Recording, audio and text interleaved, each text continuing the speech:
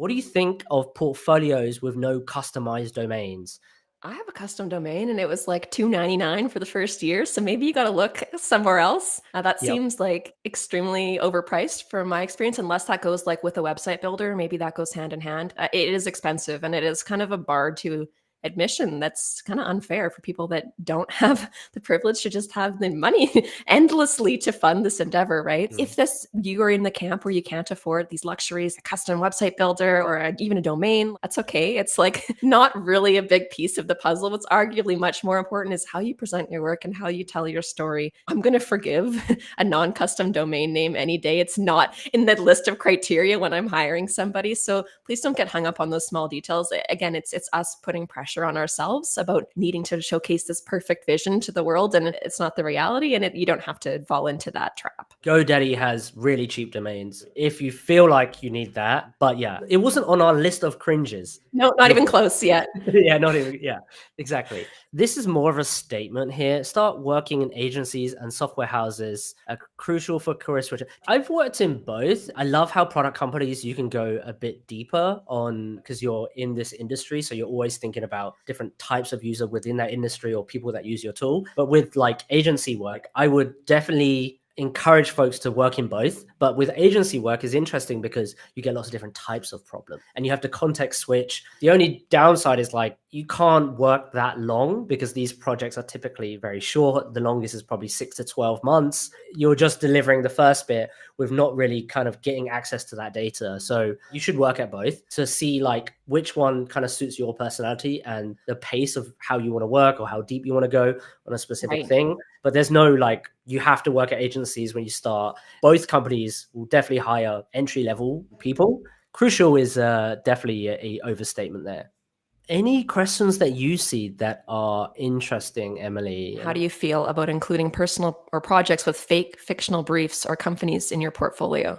I got a job with 3 fictional products in my portfolio because it comes down to the storytelling, right? And if you're a junior, like that's okay. We can't expect juniors to have worked on 3 real world projects. If you can, awesome. But I don't think that that's the standard, or at least it shouldn't be moving forward. So definitely don't be ashamed if you have these academic projects in your portfolio, including briefs or companies about them. I don't know if you need to go to that level to explain the company and what that looks like. That's even something I see in real projects that I would probably stray away from. You know, you open the case study, you've got a big picture, and then you scroll down and it's the name of the company, and then it's about the company, and then it's the goal of the company. And I'm like waiting to get to the part where you're talking about what you actually did. Like this is your portfolio, right? So I would gear more towards the side of actually sharing information of how you contributed to this case study and how the work you did had impact, rather than really highlighting what the company is and the work that they do.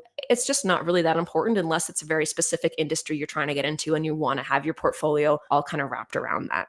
Emilie, the advice of networking on LinkedIn for new designers is fairly prevalent now. Lots of new designers are trying it, but without success that you found earlier. What separates from what you did to what early stage career designers are doing now?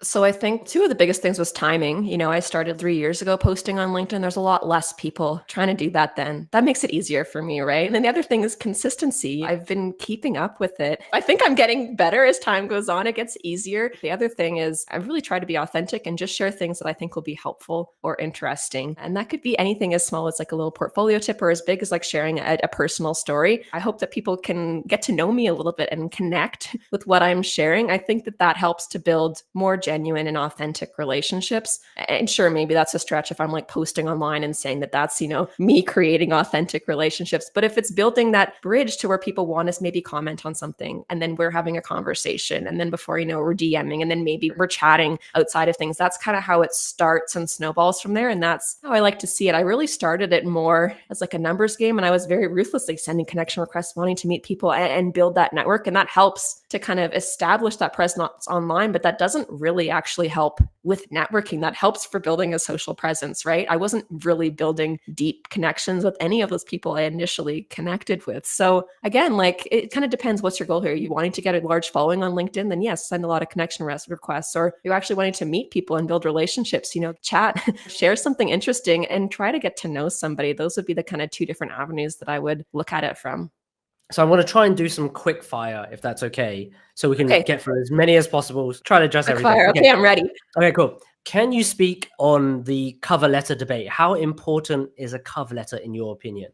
Is not that important, but it might be valuable if you're a career switcher and you want to articulate why your past is relevant. It's an opportunity for you to kind of showcase even more why you might be the great candidate. This person has worked as a front-end developer 3 or 4 years. So what are some tips for an engineer working in UX or pivoting to UX? Engineers are super analytical, technical. Those are all really great attributes. Highlight anything that you think has any crossover between UX. Those are the things you really want to bring to the forefront in your resume, your portfolio, and when you're interviewing. Apparently this person there's limited sort of opportunities she sees now. So any tips on like building experience as a junior, especially from an engineering background? Be consistent, stay with it. Don't expect it to be a quick thing. Be patient and just put in those little steps. As you're moving forward, it's going to help get you in that right direction. And if you can find a support network, there's already another engineer in the call here that looks like they have a similar story. If you can have somebody where you're working together, sharing your frustrations and moving forward, that can be a huge help when making this transition. Do you have any go-to sort of portfolio site to take inspiration from?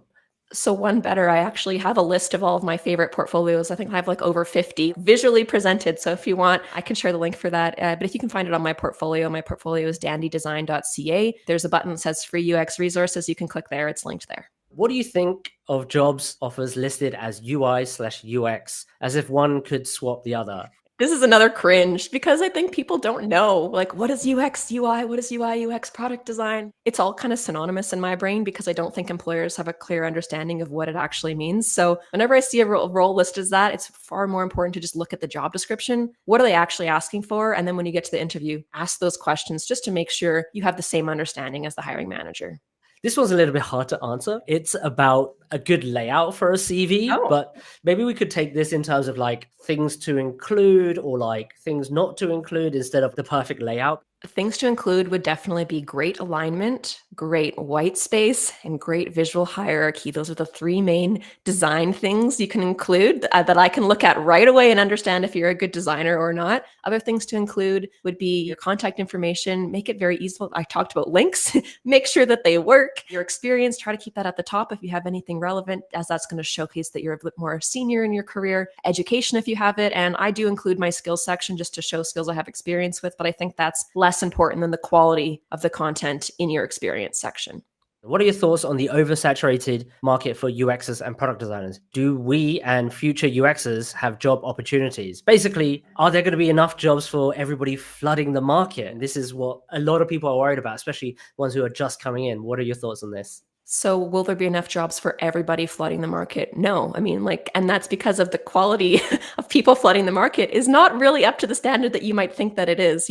We're hiring for a designer at my job right now. We had like hundreds of applicants. It was shocking to see the poor quality of the majority of these applicants. So I used to kind of fall into the noise of like, oh my gosh, the buzz, there's so many people applying, there's so few roles. And it's like, it's really not that hard to stand out, at least from my limited experience hiring right now. Seeing the people, you put in the extra work, it really does shine compared to the people that are just throwing in the application just to see what could happen, right? So don't get too discouraged if you put in the work. I genuinely think it can happen for you. You just have to be dedicated and make sure that you're doing the smart choices and the right things. I would ask Emily, want to listen to the full conversation? Click the video on screen now. Subscribe to the channel if you want to join us live. Oh, wait.